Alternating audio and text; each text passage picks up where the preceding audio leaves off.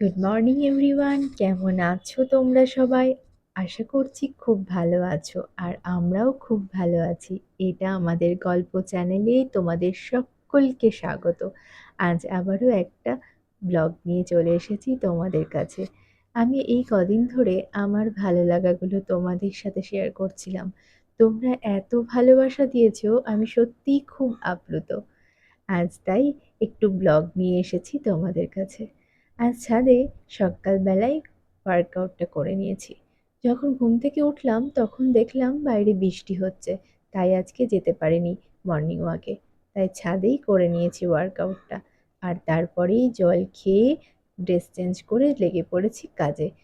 যত তাড়াতাড়ি কাজটা সারতে পারবো তত তাড়াতাড়ি আমার কাজগুলো হয়ে যাবে। আজ ওরা সকলে তাড়াতাড়ি ঘুম থেকে উঠে পড়েছে, ওই জন্য আমারও দেখো সমস্ত ক্লিন করে নিয়ে আমি ঘরগুলোও একদম কমপ্লিট করে ক্লিন করে নিচে যাব। তাহলে ঝটপট রান্নাটা করে নিয়ে নিচটা ক্লিন করে নিলেই কাজ কমপ্লিট হয়ে যাবে। আর এখন তো চলছে শ্রাবণ মাস, আর আমার চলছে শ্রাবণ মাসের ব্রত। এই গোটা শ্রাবণ মাসটাই আমি শিবের পুজো করি, পুজো করেই খাই। আর সোমবারগুলো একদম ফল খেয়েই থাকি। আর গোটা শ্রাবণ মাসটা নিরামিষ খাই। বেশিরভাগ দিনই আমি চেষ্টা করি ব্রাউন রাইসটা আর না হলে স্মুদি খেতে। আসলে কি বলতো, সব কিছুই চলছে, তো তার সাথে আমি তো তার সাথে জানোই একটা ডায়েট প্ল্যানও ফলো করছি।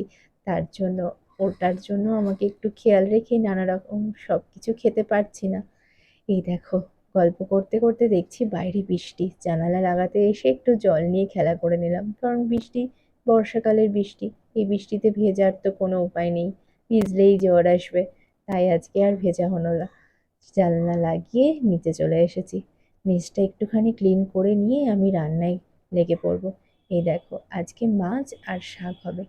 ওরা আমাকে কেউই এই শ্রাবণ মাসে মাছ বা ডিম রান্না করতে দেয় না, জানো তো। মা করে নেয় বা ও করে নেয়। আসলে শ্রাবণ মাসটা আমি খাই না বলে আমাকে আমিষ কিছুই করতে দেয় না, বাকি ওরা সব করে নেয়। আজকে মাছ আর শাক রান্না হবে। ওদের এই দেখো, মাছটাকে আমি সব রেডি করে দিয়েছি, মাছের মা রান্না করবে। আজকে মাছের কালিয়া হবে। এই মাছটা আনলে মেয়ে পাপা দুজন মিলেই খুব ভালোবাসে কালিয়া খেতে। তাই মা বলল আজকে তাহলে কালিয়াই করি। আর এই দেখো, আলুগুলো একটু অন্য রকম করে কেটে নিয়েছি। আমাদেরও লাইফে যখন একটু চেঞ্জ আনা দরকার, তেমনি আমিও জানো তো সব কিছুতেই একটু চেঞ্জ আনতে চাই। এই জন্য একটু মাছের সাথে আলুটা দেবো, সেই আলুটাও একটু অন্য রকম করে কেটে নিয়েছি। ভালো লাগে সব কিছুই নতুনত্ব। আর এই দেখো, গল্প করতে করতে ওদিকে মাছের সাথে শাকটাও চাপিয়ে দিলাম, তাহলে তাড়াতাড়ি হয়ে যাবে। দুটো একসাথে করে নিই। আমরা কি করলো তো, তিনটেতে করি, কখনো এখানে গ্যাসে, আবার ইন্ডাকশান। এদিকে দুটোতে চাপিয়ে দিই, ওদিকে ইন্ডাকশানেও কিছু চাপিয়ে দিই। তাহলে তিন দিকে রান্নাটা খুব তাড়াতাড়ি কমপ্লিট হয়ে যায়। আর তারপর আমরা নিচটা ক্লিন করে নেব, করে নিয়েই তার হয়ে যাবে কমপ্লিট। আমাদের বাড়িতে মেয়ের আর পাপার মাছ যদি হয়, আর ডিম আর মাংস, তাহলেই হবে, আর কিছু লাগবে না। শুধুমাত্র আমরা বলি বলেই সবজিগুলো খায়, জানো তো। এরা এত ভালোবাসে, প্রতিদিন একটুখানি মাছ, মাংস বা ডিম রাখতেই হবে রান্নাতে। আর ঝটপট রান্নাটা করে নিয়ে আজকে মেয়েকে স্কুল থেকে আনতে যাব। জানো তো, আজকে ওর স্কুলে প্রোগ্রাম আছে, প্রিন্সিপাল ডে। তাই আমাকে বলে গেছে তোমাকে আনতে যেতে হবে। এই যে চলে এসেছি, ওই যে আসছে, দূর থেকে দেখা গেছে, আমাকেও দেখে ফেলেছে। এই যে ফ্রেন্ডরা সব বলে একসাথে চলে আসছে। আজকে ওদের প্রিন্সিপাল ডেতে ওর সঙ্গে ছিল।